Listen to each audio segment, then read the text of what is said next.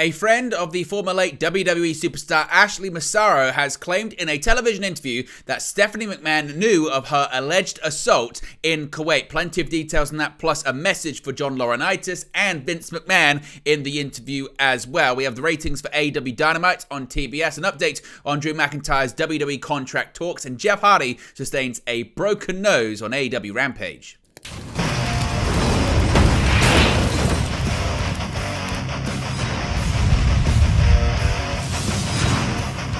Hey guys, welcome back to Wrestling News 365. Hope everyone is doing very well. As always, there are plenty of news stories to get into in the world of professional wrestling. And once again, a story dominating the headlines is the allegations against Vince McMahon, WWE, and John Laurinaitis, particularly when it comes to a potential cover-up involving Ashley Massaro and an alleged assault that happened in Kuwait back in the mid-2000s. Once again, some of the allegations in this video will be quite difficult and explicit, so viewer discretion is advised. Now, Stephanie McMahon reportedly, allegedly, was fully aware of the alleged assault of Ashley Massaro in Kuwait, according to the best friend of the deceased former WWE star.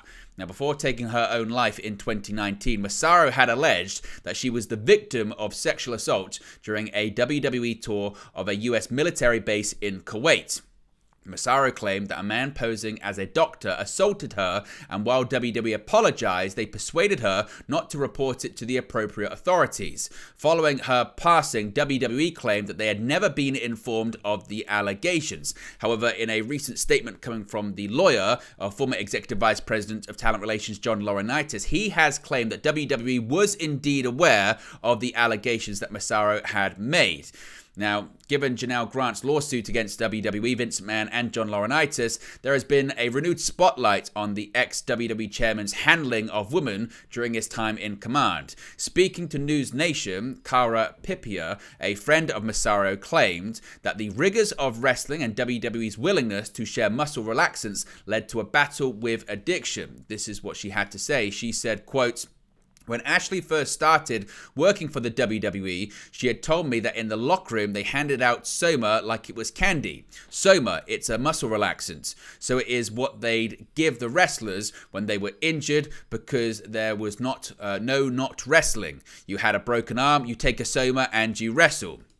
She continued by saying, and at that point, when the assault happened, she had become addicted to Somas. So she was already in this state, and whatever they administered to her rendered her helpless. Her body was useless to her, but her mind was there, and she saw what was happening. Now, during the interview, Pipia recalled Massaro telling her that WWE had left her in Kuwait after the alleged assault. Pipia said that while WWE did eventually get Ashley home, it was not the company's priority. This is what she had to say about that. She said, quote, "They got her a flight days after everyone was already home. She was left alone because they had to go back to work. Vince wanted them back in the USA because they had work to do." Now, when it comes to Stephanie McMahon and her alleged knowledge of the assault, this is what Ashley Massaro's best friend had to say. She said, quote, "She spoke with Vince McMahon many times. Vince had his daughter, Stephanie, take his place because she was a female, a woman, and to make Ashley comfortable. And they just played with her. They played with her because everything that Stephanie said made her feel comfortable, safe. As soon as they walked into his boardroom meeting, Ashley was on her own completely, and she was threatened, and there was no compassion, there was no sympathy, there was nothing." She continued by saying, right before she walked into that boardroom, she talked to the locker room doctor who was very aware of everything, and she was actually very sympathetic to her, but he had no pull. He gave her advice, the advice that he could, but that was it. Now, the interview continues with Cara also mentioning that, as I mentioned, that she had some support within WWE, but those who were sympathetic to her had no notable power to stop WWE from pressuring her from keeping her quiet. Now, the next part of the interview involves a response to former Executive Vice President of Talent Relations John Laurinaitis. Now, while WWE claims at the time of her passing that they were unaware of the alleged assault, John Laurinaitis recently claimed that most upper-level management were aware of the allegations.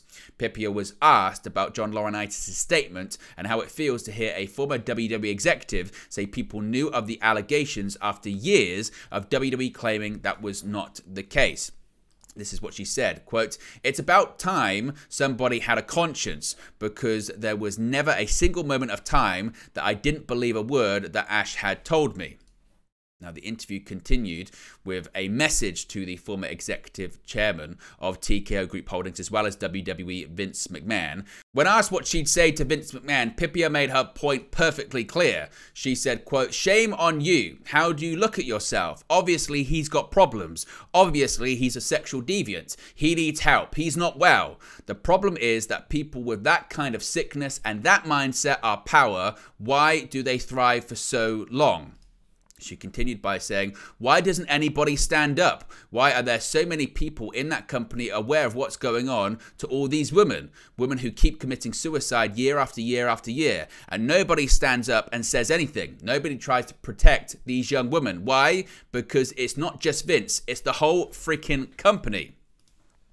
Now, when it came to the final question of the interview, Pipia was asked if she believes the alleged assault on Massaro contributed to Ashley's suicide, and said, quote, 99%, absolutely. So those are the latest developments when it comes to this. Of course, we get any more information, the latest fallout when it comes to the allegations against Vince McMahon, John Laurinaitis, and WWE, the potential lawsuits that could be set to be filed, as well as the Janelle Grant lawsuits. We'll obviously be covering it in a future video.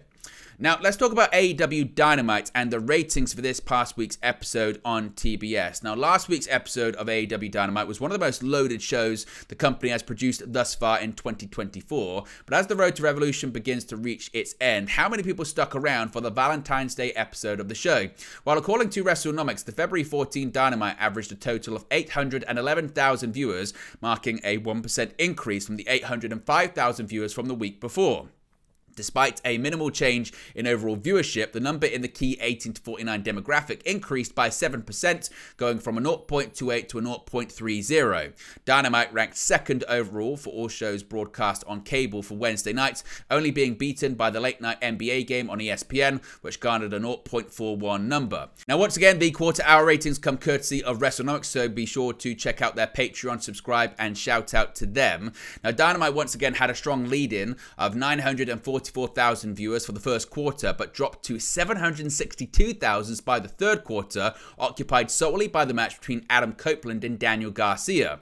At the top of the second hour, the show bounced back with 838,000 viewers, but that number was steadily dropped to 725,000 by the end of quarter hour 8. Dynamite eventually finished with 785,000 viewers thanks to their 5-minute overrun, which all continues the trend of AEW steady ratings on Wednesday nights. On top of matches like Copeland and Garcia, fans who tuned in for the whole show got to witness a stiff contest between Jon Moxley and Dax Harwood. The Young Bucks wrestling their first match on Dynamite since mid-November. Sky Blue taking on Willow Nightingale, and a chaotic Texas death match between international champion Orange Cassidy and the Undisputed Kingdom's Matt Taven to close out the night as well. Now, Drew McIntyre, we've got an update on his contract status with WWE. Now, according to Sean Ross Sapp of Fightful Select, Drew McIntyre's contract is still up soon. Ahead of last year's WrestleMania, Fightful Select reported that Drew McIntyre's WWE deal was up ahead of WrestleMania 40, and that Drew was operating on the possibility that 2023 could be his last WrestleMania. Of course, that won't be the case. WWE sources have confirmed the obvious, that he is scheduled for WrestleMania 40 in Philadelphia, Pennsylvania. Now, Fightful Select has confirmed that McIntyre's deal now extends past WrestleMania, and that some injury and inactivity time was added to the deal in order to get it there. Sources near to McIntyre claim that there have been conversations between the two sides, and it appears as if they want to get a deal done. However, they also claim that one isn't done, in place, and nothing has changed on that front. WWE sources indicated that McIntyre was well respected in the company by both talent and staff for his work, as well as media and community events scheduled too. So the expectation is that a deal will get done, but as of right now, pen has still not been put to paper when it pertains to a new Drew McIntyre contract. And finally, an update on Jeff Hardy. Now, we spoke about this yesterday. Jeff Hardy competed in a taped AEW Rampage match directly after Wednesday's edition of AEW Dynamite, and was on the receiving end of a nasty botch in his bout against Sammy Guevara. While initial reports suggested that Hardy could have suffered a serious injury, according to the Wrestling Observer, the veteran's official injury has been revealed to be a broken nose. Wrestling Observer's Brian Alvarez reportedly spoke to those backstage in AEW and conveyed the news to his ex-subscribers. Additionally, his report shot down speculation that Hardy may have suffered a concussion. Quote, "The word from within AEW is that Hardy suffered a broken nose last night, but not a concussion," end quote. Many fans online were naturally concerned after Hardy seemed to be knocked out, but a broken nose could explain why he seemed dazed. Hardy notably underwent surgery last year, so hopefully his broken nose won't result in him taking time off to get more surgery. In an appearance on his brother's podcast, The Extreme Life of Matt Hardy, last year, Hardy listed his eye surgery as something he had considered to be one of his biggest challenges that he faced in 2023.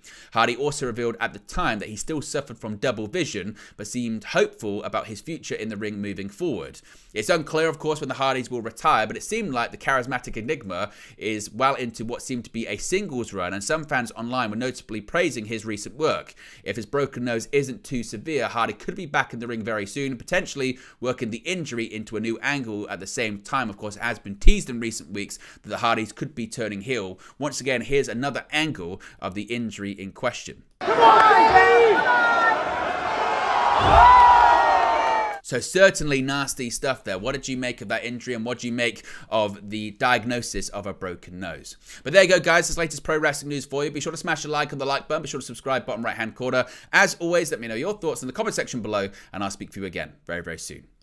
Hey guys, thank you for watching, listening, streaming, or however you come across this video today. Be sure to click on the video on the right there to watch our next video, or click the bottom there to subscribe, or the bottom right-hand corner. Thank you very much, and I'll speak to you again very soon.